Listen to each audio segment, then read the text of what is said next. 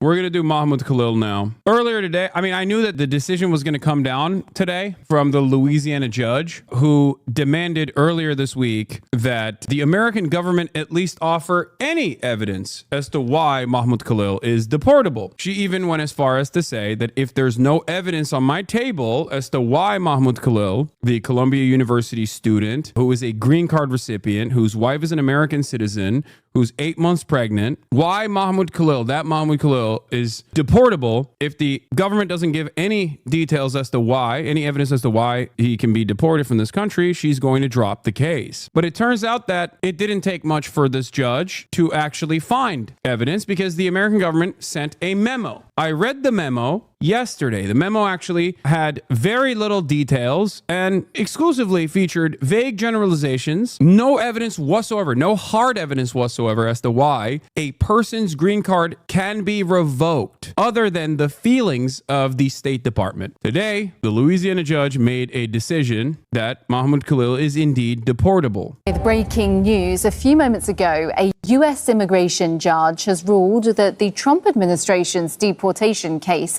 against pro-Palestinian activist Mahmoud Khalil can move forward. Well, we can speak with Shihab Bratunzi, who is live for us outside the Immigration Detention Center in Jena, Louisiana. Now, this has just happened, Shihab. So the judge has ruled that the deportation case can go ahead. Due process is dead today officially? No. I want you to understand the wrongdoings that took place today and how important of a boundary this was that the Louisiana judge basically broke, but there is obviously still an opportunity to contest this deportation. There is still a bunch of things that are taking place, and I'll describe it to you in a second. Let's just continue. To the court, detailing the reasons for the removal were reasonable. The letter secretary said explaining the reason is reasonable. The DHS, so the Department of Homeland Security, has met its burden, she said. However, Khalil is open to a relief application on April the 23rd, and there was a discussion of whether he be deported to Syria or Algeria. So these are the notes, the little clips that we have. It's also a sign of how insane the times have gotten that I had a sigh of relief for a brief moment that he could be deportable to Syria or Algeria as opposed to El Salvador. That's how the situation is, that the American government, by the way, still could technically decide to deport him to CCOT instead. Like, think about how insane that is. Think about how much the needle of cruelty has moved in that direction, where when I heard that he was deportable to Algeria or Syria, I thought, well, at least it's not El Salvador, where seemingly there's no mechanism of extracting someone after wrongdoing has been found by the administration. This is how horrifying America has become. And the saddest part of this, aside from the sheer cruelty, is the fact that many Americans are completely oblivious to it. And those who are familiar with the matter, unironically, are in favor of it. And yes, you aren't wrong. Mahmoud's case is supposed to be heard in New Jersey. Okay, here, I'll just describe it. Here's Steve Vladek. He says, before folks overreact to the headlines about the judge's ruling in the Khalil case, please note that 1, it was an immigration judge, not a federal district court. And 2, the immigration judge had no power to consider Khalil's constitutional objections. This particular decision was fait accompli. Khalil can still raise his constitutional arguments both in his habeas petition, still pending in a federal court in New Jersey, and once he is able to challenge the immigration judge's ruling in the Fifth Circuit. It sucks that he can't raise them before the IJ, the immigration judge, but that's unfortunately not unusual. What's the evidence the judge deemed convincing, though? It was, and I'm not even joking when I say this, it was a memo. Does anyone have the memo? The memo, signed by Secretary of State Marco Rubio, states that while Khalil's activities were otherwise lawful, his presence would undermine U.S. policy to combat anti-Semitism around the world and in the United States, in addition to the efforts to protect Jewish students from harassment and violence in the United States. Condoning anti-Semitic conduct and disruptive protests in the United States would severely undermine that significant foreign policy objective. That's it. That's literally it. I'm writing to inform you that upon notification from the Department of Homeland Security's Homeland Security Investigations on March 7th, I've determined that this redacted person and Mahmoud Khalil, both U.S. lawful permanent residents, are deportable aliens under INA Section 237 I understand that ICE now intends to initiate removal charges against them based on assurances from DHS, ICE, and HSI. Under INA Section 237, an alien is deportable from the United States if the Secretary of State has reasonable ground to believe that the alien's presence or activities in the United States would have potentially serious adverse foreign policy consequences for the United States. For cases in which the basis for this determination is the alien's past, current, or expected beliefs, statements, or associations that are otherwise lawful, the Secretary of State must personally determine that the alien's presence or activities would compromise a compelling U.S. foreign policy asset. They also openly recognize that this person is otherwise a lawful, like there is no misconduct. He has engaged in an otherwise lawful manner, but the opinion of the Secretary of State is that he is dangerous and therefore deportable. Do you understand how insane that is? Just thought crimes. So Judge Jamie Commons had ordered the U.S. government to produce evidence against Mahmoud Khalil ahead of a hearing on Friday to decide whether the government can continue detaining him during the immigration proceedings, despite earlier claims by the DHS spokesperson Trisha McClellan said that Khalil's activities were aligned to Hamas. The government has not provided any evidence to support this accusation and has made no reference to the group in its most recent filing. Khalil's attorneys, Mark Vanderhoot and Johnny Sinotis, stated, after a month of hiding the ball since Mahmoud's late-night unjust arrest in New York and taking him away to a remote detention center in Louisiana, immigration authorities have finally admitted that they have no case whatsoever against him. There's not a single shred of proof that Mahmoud's presence in America posed any threat, the attorneys added in their statement. There's also another thing that they had sent. There was a memo that was sent to the judge's office yesterday, and the memo basically said that Mahmoud and this other person were involved in protests. That's it. And the protests were scary for Jewish students. That's it. That was the evidence in the memo. Like, I'm not even joking. Like, that is literally the memo. Information provided by the DHS, ICE, HSI regarding the participation and roles of Redacted and Khalil in anti-Semitic protests and disruptive activities which fosters a hostile environment for Jewish students in the United States. My determination is based on citations for unlawful activity during these protests. The public actions and continued presence of the Redacted and Khalil in the United States undermine U.S. policy to combat anti-Semitism around the world. That's only for the redacted person, by the way, not Khalil. The citations for unlawful activity don't even apply to Khalil. No, it says for both of them. You have to understand something. They're saying that the protest had unlawful activity. They do not say what that unlawful activity is. There's no evidence for said unlawful activity. And also beyond that, there's no direct evidence for either the redacted person or Mahmoud Khalil engaging in the unlawful activity. They're simply saying that the determination is alleged unlawful activity that they vaguely tie back to these two people. The point I'm making here is that even for the redacted person, there is no evidence for unlawful activity directly. There might be, but there's none here. Unlawful activity exists, okay? There's no evidence for that either. But let's say there is unlawful activity that has taken place in these protests. That's not too difficult to determine. You can say someone kicked over a trash can, right? You can say someone kicked over a trash can. That's unlawful activity. That's causing a disturbance, whatever. They didn't even do that. And even if they were to do that, they did not point it directly at either of these people. They did not say Mahmoud Khalil kicked over a trash can or the redacted person kicked over a trash can. They're simply saying trash cans were kicked over. They're not even saying that, but let's say that they did say that they are somehow responsible for it. This is not how this works. You have to at least develop a pattern. You have to, at the very least, develop a pattern of behavior or show that this isn't just guilt by proximity or guilt by association, but a causal factor and an effect of how Khalil was determined to get someone else to kick that trash can. There is no crime that has been committed, which is precisely the reason why, especially for something that is as crazy as like revoking the green card of a otherwise documented non-citizen, okay? Not even a non-citizen at that point. It's like the final stage of becoming a full-blown naturalized U.S. citizen. You have a green card. The fact that they don't even show any evidence whatsoever, let alone evidence that it would be consistent with something eligible for deportation, is insane. My determination for a redacted person is also based on unknown citations for unlawful activity during these protests. What I'm saying is if they believe this applied to Khalil as well, they would have said as much, but they specifically left Khalil out of this particular statement. Is also based on citations. Oh, okay. Yeah, all right. This is a separate sentence. You're right. The public actions and continued presence of redacted and Khalil in the United States undermine U.S. policy. Okay, you're right. I was wrong. Megaphonics is right. I was wrong. They're not even making a statement for both the redacted person and Khalil, based on citations for unlawful activity in these protests. But they are making a determination for the redacted person for citations for unlawful activity during these protests. Even then, though, there is no evidence for unlawful activity, and this leaves it up to determine. This is so vague in and of itself. This is so unimaginably vague in and of itself to say that there was unlawful activity that took place in these protests and this person may have contributed to it. Citations or a green card holder can get deported for a speeding ticket.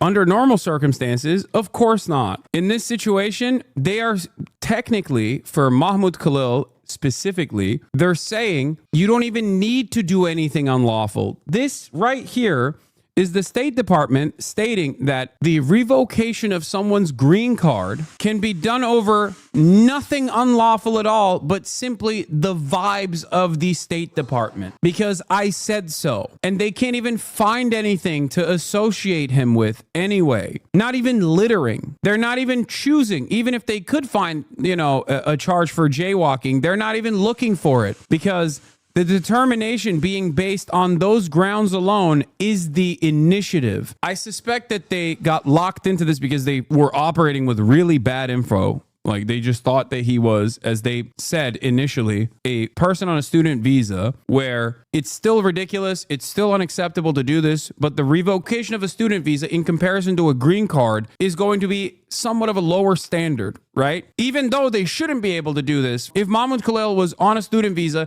they still should not have been able to do this. But the very fact that he's also a green card holder, married to an American citizen who's, pregnant, 8 months pregnant, like this is a very, very sympathetic figure. And they ran with it regardless because they were just locked in. They didn't just go, all right, we'll burn this case and then we'll move on to the next one where we can make a more compelling argument as to why this person should be deported. Because eventually, their goal was to do this anyway.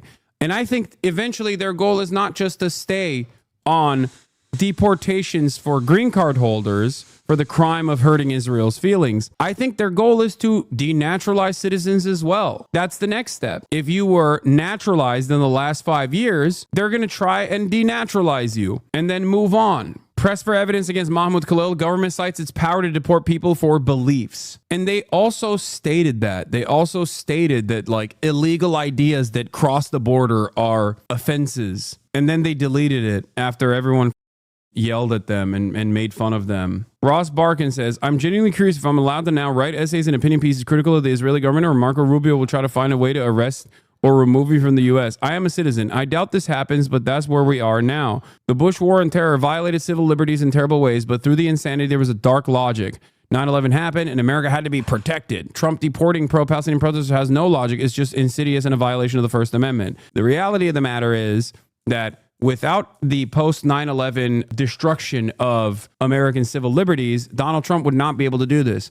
Without the Bush administration not rewriting the rules and returning to a sense of normalcy, we would not be at the stage where Donald Trump can do this. Same goes for Joe Biden as well. So all of the previous administrations played a role in where we got. I think it'll get worse if you listen to them talk about it. They feel like they're getting rid of them and making someone else problem. If you're a citizen who would stand against Trump, you're America's problem. Yes, this is fascism through and through. And I'm trying to explain this to Americans who don't comprehend it because they think like, even in their minds, they go, I'm white, or white people won't get harmed in this process. No, they will. Anyone and everyone that speaks out against this administration will eventually be in the crosshairs. Wake the up. The most insane part of this that I suspect is the insidious nature of Trump's agenda is not obviously because they care about anti-Semitism. Let's be real. Donald Trump dined with Nick Fuentes, okay, and Kanye West. Donald Trump has rabid anti-Semites in the administration. They do not care about anti-Semitism, okay? But they recognize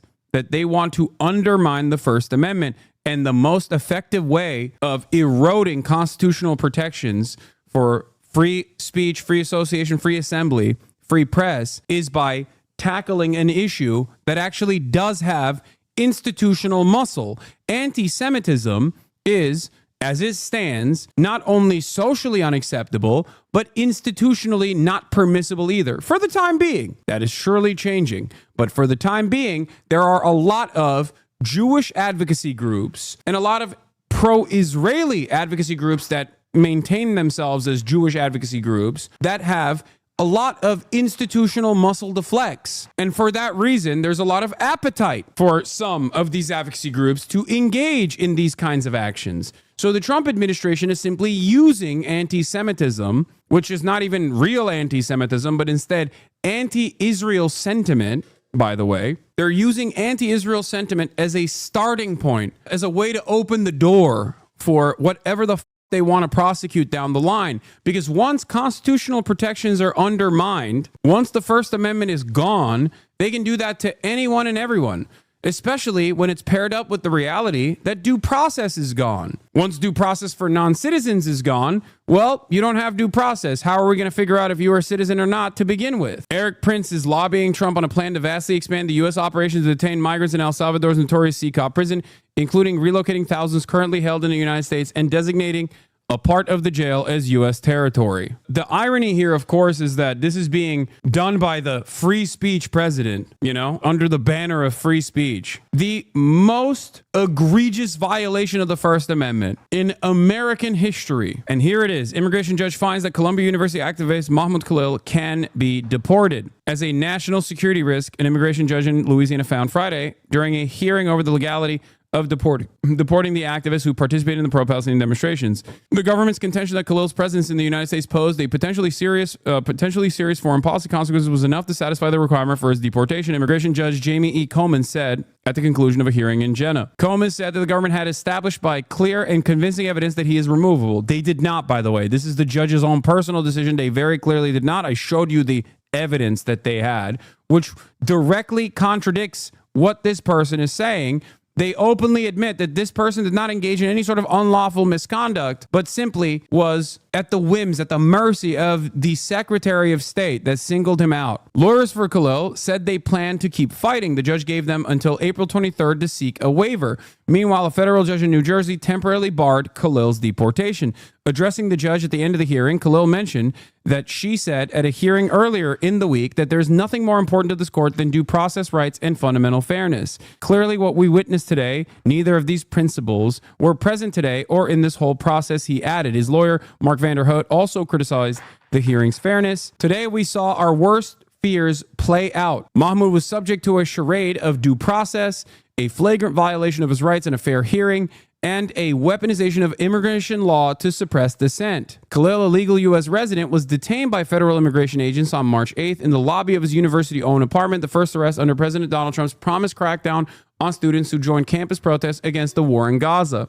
Within a day, he was flown across the country and taken to an immigration detention center in Jena, thousands of miles from his attorneys and wife, a U.S. citizen who is due to give birth soon. Khalil's lawyers have challenged the legality of his detention, saying the Trump administration is trying to crack down on free speech protected by the U.S. Constitution. U.S. Secretary of State Marco Rubio has cited a rarely used statute to justify Khalil's deportation, which gives him the power to deport those who pose potentially serious adverse foreign policy consequences for the United States. At Friday's hearing, Vanderhout told the judge that the government's submissions to court to prove to attempt to deport his client has nothing to do with foreign policy. Earlier this week, Coleman challenged the government to share proof that Khalil should be expelled from the country for his role in campus protests against Israel and the war in Gaza. She said if evidence does not support his removal, she would terminate the case on Friday. On Friday, Justice Department attorneys said in papers filed in federal court in Newark, New Jersey, that Coleman would not have the authority to immediately free Khalil. They said an immigration judge could determine if Khalil is subject to deportation, then conduct a bail hearing afterwards if it's found that he is not. Khalil isn't accused of breaking any laws during the protests at Columbia. Yeah, clear and convincing evidence is just below reasonable doubt and just above preponderance of evidence, 51% proven. What you showed doesn't even rise to preponderance, not even close. Exactly. But a rabid, sociopathic, bloodthirsty judge can just decide to make that claim, to say, no, this is enough evidence for me. Bad vibes is enough evidence for me. I guess the cowardly way out of that assessment would be to say, well, I am in no position to determine whether or not the Marco Rubio assessment is wrong. I guess that's the legal defense for this judge, to say, well, that's the Secretary of State. The law is the law. I cannot make an additional determination and be the precedent-setting judge here that that potentially plays a role in undermining the power of the State Department. But I don't even think that they're thinking about it like that. I think that this was specifically sent to this judge for the reasons that we have determined already that she would inevitably do this. The government, however, has said non-citizens who participate in such demonstrations should be expelled from the country for expressing views that the administration considers to be anti-Semitic or pro-Hamas, referring to the Palestinian militant group that attacked Israel October 7th.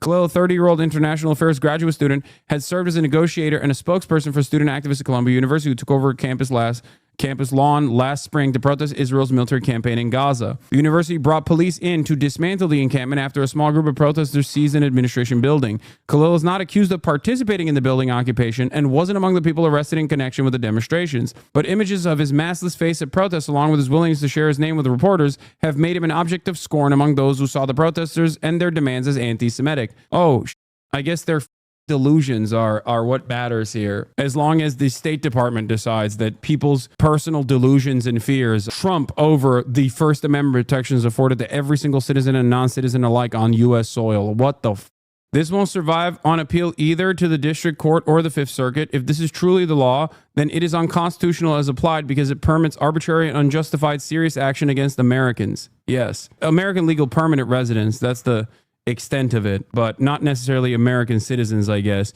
which then creates this two-tier system where American citizens have more rights under the Constitution. It's unconstitutional because the Constitution has very clearly determined up until this very moment that citizens and non-citizens alike, documented, undocumented, does not matter. As long as they are on U.S. soil, okay, they have the same rights to due process, and they are still very much protected by the First Amendment. The only area where this does not apply is when you're at the border, before you step foot into the United States of America. This is not just an American principle, mind you. This unironically is a fundamental of international human rights. What we're talking about here is quite literally one of the underpinnings of liberal democracy that basically goes all the way back to Magna Carta. Like the due process and this are what made the world what it is today. It's one of the things that we point to when talking about how we don't have any monarchs anymore and how enlightened we are, how evolved we are in comparison to what things used to look like, what governance used to look like. I mean, we had a court system under kings. Like, I don't know what else to say. Like, this is insane. It's worse than monarchs somehow. And we're doing all of that for Israel, a foreign country. It is so psychotic. It is so monstrous. Here are Mahmoud Khalil's words after the hearing. At the end of the hearing, Mahmoud Khalil asked to address the court saying, "I would like to quote what you said last time, that there's nothing that's more important to this court than due process rights and fundamental fairness. Clearly what we witnessed today, neither of those principles were present today or in this whole process. This is exactly why the Trump administration has sent me to this court 1,000 miles away from my family. I just hope that the urgency that you deemed fit for me are afforded to the hundreds of others who have been here without hearing for months." Yeah. So make no mistake, yes, the fight is not over for Mahmoud Khalil. He will appeal and go to a federal court. The immigration judge is an employee of the very people trying to deport him. The system is broken. But immigration judges, yes, are employees of the executive branch, not the judiciary, and often approve the Homeland Security Department's deportation efforts. It would be unusual for such a judge serving the U.S. Attorney General to grapple with the constitutional questions raised by Mr. Khalil's case. She would also run the risk of being fired by an administration that has targeted dissenters. No, not for Israel. Under the pretense for being for Israel, this is all Donald Trump and the expansion of his powers. Yes, this is true. I do agree with that statement, by the way. As it stands, it is ostensibly for anti-Semitism, but it's actually for Israel. But even then, it's not just for Israel. It is actually to just violate and shred the First Amendment. That's all this is about. The pro-Israeli lobby and pro-Israeli advocacy groups that masquerade as Jewish advocacy groups have a lot of institutional muscle to flex. So they're simply using that institutional muscle because there's no other group in the United States of America, as far as like personal advocacy groups, that have that same level of institutional muscle. So they're just simply using this as a opportunity to open up the floodgates against the First Amendment. This is precisely the reason why in our history, we have already violated the First Amendment on numerous occasions. For Israel, to begin with, anti-BDS laws in 37 states is a clear-cut definitional example of said violation. Do you see the admin doing this as a starting point to shred the First Amendment and to later move to something bigger? Do you think they're only focused on anti-Israel non-citizens? No, I don't think that they're going to stay only focused on anti-Israel non-citizens. I think that they're going to go from anti-Israel to like other erroneous like anti-Christian sentiment could be another entry point. You know what I mean? And eventually they will go after citizens as well and turn them into non-citizens,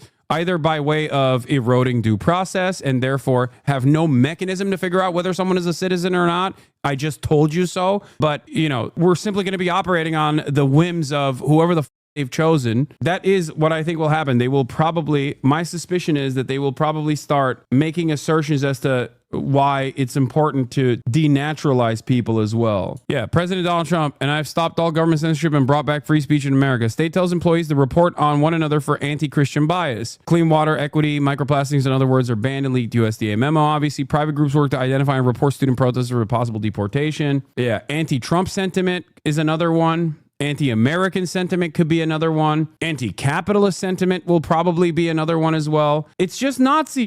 So eventually we will do it. As I've stated already, the goals and the ambitions of this administration to implement fascist policies is endless. And it seems like there is no counter mechanism to push back against it, to fight back against it regardless.